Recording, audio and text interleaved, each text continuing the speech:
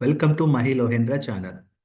ఈరోజు ఈ వీడియోలో సౌత్ ఆఫ్రికా లీగ్ T20 మ్యాచెస్లో 18th మ్యాచ్ అయిన Durban Super Giants versus Paarl Royals match analysis and prediction చూద్దాం. సో ఇక్కడ ముందుగా చూసుకుంటే డర్బన్ సూపర్ జైంట్స్ టీం అయితే చాలా స్ట్రాంగ్గా ఉందని చెప్పుకోవచ్చు. సో వీళ్ళ ప్లేయింగ్ 11 వచ్చి చాలా అద్భుతంగా ఉందని చెప్పుకోవచ్చు. Expected playing 11. సో ఇందులో మెయిన్ ఆటగాళ్ళు చూసుకుంటే క్లాసిన్, క్యాన్ విలియమ్సన్, డీకాక్ మంచి బ్యాట్స్మెన్స్. సో వీళ్ళు క్రీజ్లో నుంచుంటే అవతల టీంకి చుక్కలు అయితే కనబడడం ఖాయం. ఇక బౌలింగ్ చూసుకుంటే నవీన్ ఉల్-హక్, మహారాజా. సో వీళ్ళిద్దరు కూడా మంచి bowlers, spin and fast bowlers.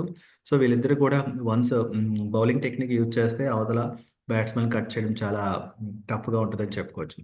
ఇక పాల్ రాయల్స్ ప్లేయింగ్ 11 చూసుకుంటే గనక ఇక్కడ మనకి ఇంపార్టెంట్ ప్లేయర్స్ వచ్చి Joe Root, David Miller, Dinesh Karthik చాలా ఇంపార్టెంట్ బ్యాట్స్మెన్స్. అలాగే బౌలింగ్ వచ్చి ఎంగిడి అండ్ యూహార్ రెహమాన్.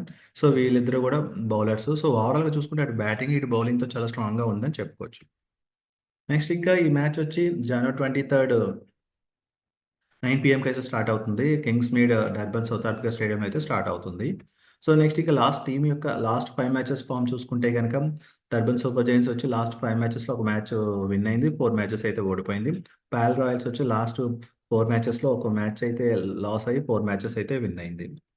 ఇంకా నెక్స్ట్ చూసుకుంటే ఫేస్ టు ఫేస్ చూసుకుంటే టోటల్ 4 మ్యాచెస్‌లో 3 మ్యాచెస్ అయితే డర్బన్ సూపర్ జైంట్స్ విన్ అయింది. ఒక మ్యాచ్ అయితే పాల్ రాయల్స్ విన్ అయింది. ఇక పాయింట్స్ టేబుల్ చూసుకుంటే పాల్ రాయల్స్ 16 పాయింట్స్‌తో టాప్‌లో ఉంది. అలాగే డర్బన్ సూపర్ జైంట్స్ 8 పాయింట్స్‌తో కొంచెం కింద ఉందని చెప్పొచ్చు. నెక్స్ట్ ఇంక టీమ్ కంబ్యాక్ చూసుకుంటే లాస్ట్ 10 మ్యాచెస్‌లో డర్బన్ సూపర్ జైంట్స్ వచ్చి 10 మ్యాచెస్‌లో 40% విన్ అయింది. పాల్ రాయల్స్ వచ్చి సేమ్ అంతే 10 మ్యాచెస్‌లో 40% విన్ అయింది. అంటే ఈ పొజిషన్‌లో చూసుకుంటే బోత్ టీమ్స్ ఈక్వల్‌గానే విన్ అయ్యాయని చెప్పవచ్చు. నెక్స్ట్ ఇంక చూసుకుంటే వెదర్ రిపోర్ట్ చూసుకుంటే 86% హ్యూమిడిటీ అని చెప్తున్నారు. సో అలాగే 86% రైన్ ఛాన్సెస్ ఉన్నాయని చెప్తున్నారు. చూద్దాం. మన అదృష్టం కొద్దీ వర్షం రాకపోతే మంచిదని చెప్పొచ్చు. మ్యాచ్ అయితే ఫుల్‌గా ఎంజాయ్ చేయొచ్చు. చూడాలి వస్తదా రాదా అని వర్షం.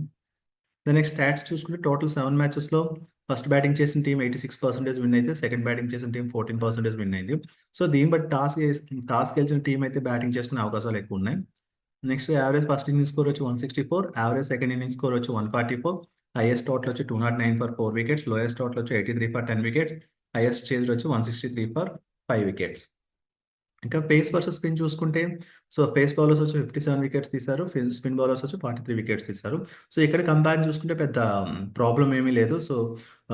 బోత్ బౌలర్స్ అంటే పేస్ బౌలర్స్‌కి, స్పిన్ బౌలర్స్‌కి అనుకూలించే విధంగా ఉంది. టీమ్ కాంబినేషన్ కూడా బోత్ బౌలర్స్‌ని ఇన్వాల్వ్ చేసే అవకాశాలు ఎక్కువున్నాయి. ఇది ఓవరాల్‌గా ఈ మ్యాచ్ అనాలిసిస్ అండ్ ప్రొడిక్షన్. ఈ match analysis and prediction base చేసుకొని ఈ 2 టీమ్స్‌లో నెగ్గేది పాల్ రాయల్స్. కానీ టాస్ వేసిన తర్వాత యాక్చువల్ రిజల్ట్ మా ఛానల్ అయితే పోస్ట్ చేయడం జరుగుతుంది. సో అలాగే మా ఛానల్ లింక్ని డిస్క్రిప్షన్లో అయితే ఇవ్వడం జరిగింది. ఒకసారి ఆ లింక్ ఓపెన్ చేసి ఛానల్లో జాయిన్ అవ్వండి. అలాగే ఓన్లీ బిగ్ బ్యాష్ లీగే కాకుండా BPL, south Africa league 20 running matches, అలాగే ఫుట్బాల్ మ్యాచెస్ ఇక ప్రొడక్షన్ అయితే మా ఛానల్లో జరుగుతుంది. సో మా ఛానల్ అయితే ఫాలో అవ్వండి.